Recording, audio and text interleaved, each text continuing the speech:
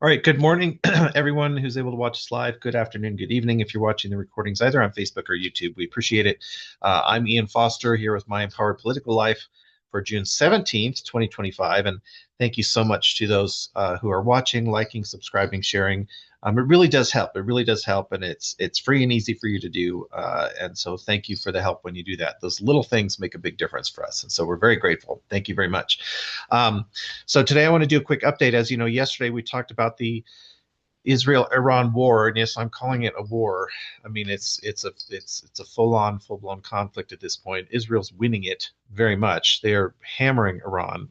They have, as we mentioned yesterday, Israel has complete air superiority over almost all of Iran, including the capital Tehran and many other critical sites in Iran as well, because in the first 24 hours, they demolished Iran's air defense system and demolished Iran's air force, which was small and ineffective in the first place.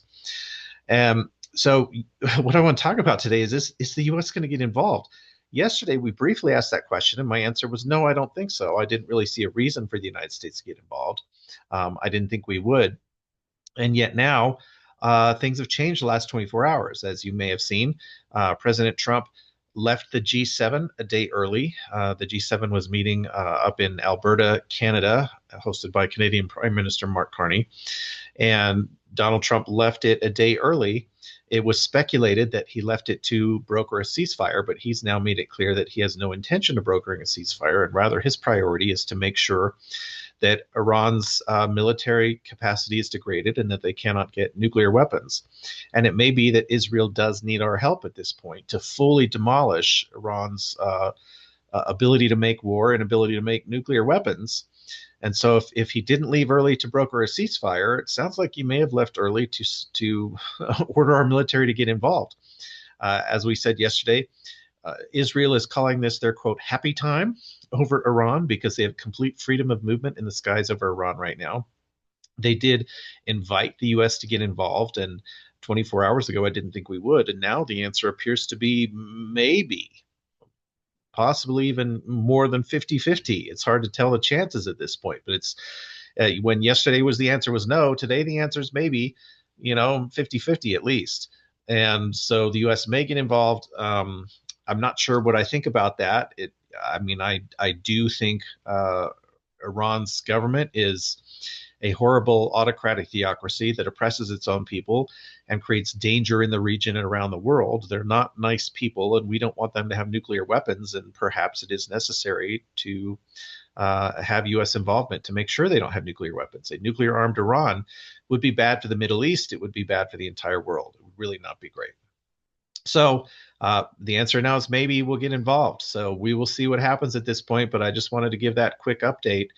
Be aware of what's going on. And then, of course, as we talked about China and Taiwan yesterday, don't ignore that.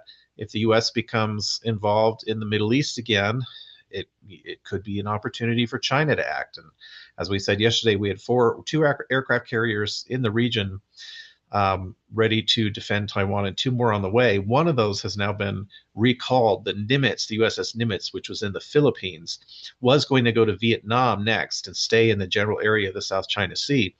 It looks like the Nimitz is now heading possibly to the Persian Gulf. And, the only reason they have another carrier group over in the Persian Gulf region would be to, for us to have weapons there ready to strike Iran. So just watch what's happening again. And the doors and corners are at this point hard to see around. U.S. involvement in Iran may be necessary, may be warranted, but could cause ripple effects in other areas as well. One positive development. Well, I mean, there are a number of positive things about degrading Iran's military capacity. It does, as we discussed yesterday, create an opening for the Iranian people, possibly to rise up and become a free and democratic people once more. But their pro-democracy movement inside Iran is not especially unified at this point, so they're going to have to unify around common purpose, common leaders, common goals. Now, degrading Iran's ability to produce weapons is also good for Ukraine because Iran has been supplying a ton of weapons to Russia.